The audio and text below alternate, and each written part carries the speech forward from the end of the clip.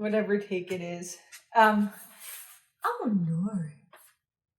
Oh, it's a good boy. Hey everybody. Oh, let's try that again. Hey everybody. It's been a little while and I'm back. And today, oh gosh, I have so many things to talk about as usual. First of all, I'm watching the Bob Ross documentary. It's on Netflix, and I just I'm not quite done it because I get sleepy, but I'll finish it soon. And this is not going to have gigantic spoilers, but a little tiny bit. So if you haven't watched it yet and you want to have a happy little experience, you can come back to my video later. You can bookmark it. But it's not surprising at all that Bob Ross, like so many creative people, got exploited, I don't really want to focus so much on that. I want to focus on, I can't believe, believe it or not, I never watched Bob Ross. People talk to me a lot about Bob Ross because, I do these happy little paintings, which I started doing about a year ago. And I'm watching this documentary. I'm like, oh my gosh, he's saying all the things that I think in my head when I'm painting, like that whole thing about happy little accidents. Is that what he calls them? There are no mistakes. So I'm cracking up, and I think I might just start worshiping at the altar of Bob Ross. But I'm also sad, that he got exploited. And what that makes me think about is, I've been exploited. We don't need to go into it anymore, or for now. But I think the reason some creative people get exploited, it's not like we're dumb. I'm certainly not dumb, and I'm not really financially motivated. Yeah, well, that brings me to my next subject. I want to go over here. I'm not sure if I'll still be on camera. Chad's teaching me new tricks. But okay, so for my whole life up until, March of this year, I never had any money. That's not a complaint at all. And now, for a really short period of time, thanks to a great business deal I made, I have some money. And I'm not going to go into the super details, but I'm just going to let you know the way it works is it's very much like I won the lottery. And every month I get a little payout. It's little compared to like what real rich people get. But for me, it allows me to take some time off. And the lottery payout's going to end in a couple months, and then I'm going to have to work my ass off again. I mean, I'm making a little nest egg and stuff, but the point is, I've decided to basically give myself this joyful sabbatical. It was unexpected. I'm still getting acclimated to it. And even now, as I talk about money, I'm like, God, I just sound like this person of privilege that doesn't get it. And then that makes me want to be defensive and say, oh, no, I was a free lunch kid. But let's just set aside the whole money thing for now and say that for this very, very weird, very short period in my life, I can relax regarding financial stuff. I'm not financially insecure for a few months, which lays out this broad, open meadow of possibilities. How is that dramatic? Meadow of possibilities.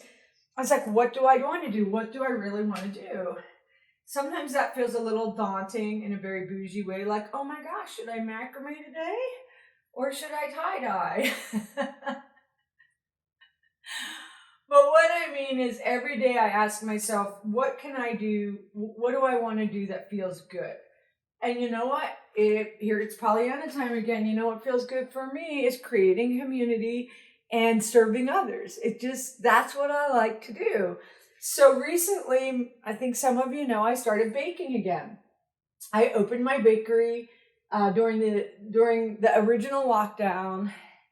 By the end of it, I was baking so much stuff, such a variety. I was completely burnt out. And then I bought this house. I closed the bakery. I'm like, never again. But now I've had a few months to just kind of just float around through the house, which I love doing. And the kitchen started calling me again. This was such a surprise to me. It was a real surprise.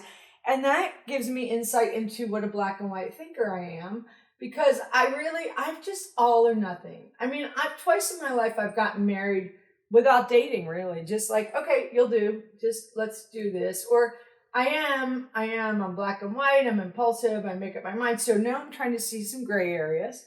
And I realize I still love baking, but I just don't want to bake as much. I don't want to bake so many items, and I don't want to bake 60 orders a week. So I've adjusted it, and that feels really good.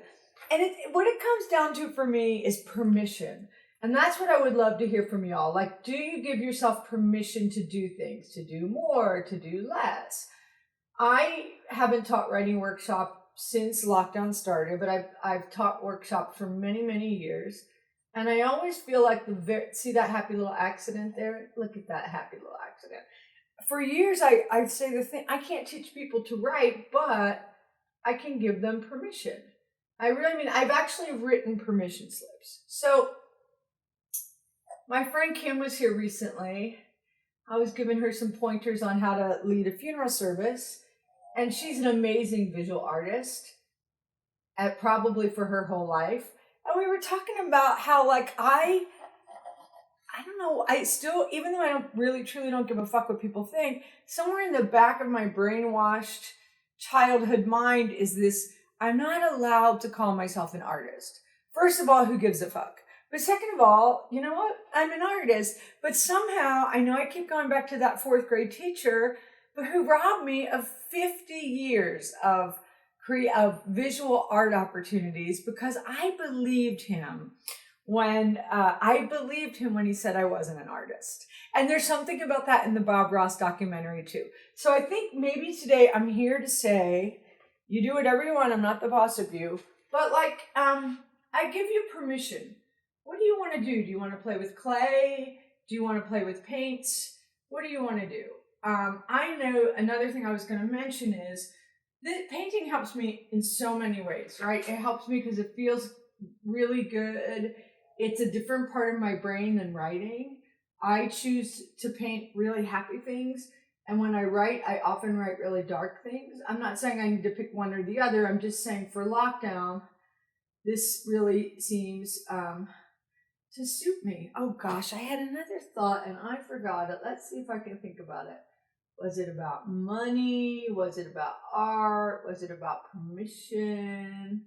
Oh, I got it. So I think this might relate to black and white, which is, I think I know for a fact that these lockdowns have really exacerbated a lot of the more difficult traits of all of us, or many of us.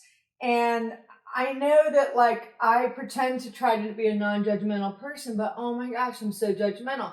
I see on the Facebook people I know traveling right now, and I swear my first thought in my head is like, fuck you, you can't do that. And then I look at it and I'm like, yeah, that's just because I'm jealous. And then I make up this self-righteous story like, well, it's not okay to travel and they suck and I'm a better person. I'm a better rule follower. Of course I say that, but then sometimes I wander into the 7-Eleven and I forget to put my mask on. So I'm just continuing to focus on, hey, we're all human. I wish I were traveling. I don't feel safe doing so.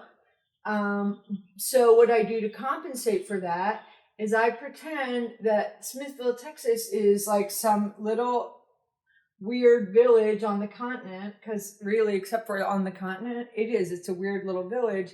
It's exactly the kind of place that I most like traveling to, a small town where I get to observe the locals and, learn stuff for better, for worse. So I'm right on target with that. And that, my friends, is what's going on with me and how I'm coping right now. How about y'all? What's going on? Let me know. I want to know. See you later. Hey y'all, thanks a lot for tuning in. I hope you'll like and subscribe to my channel. And if you like this episode, I hope that you'll copy this link, share it with a friend, paint it on a wall, put it on your social media.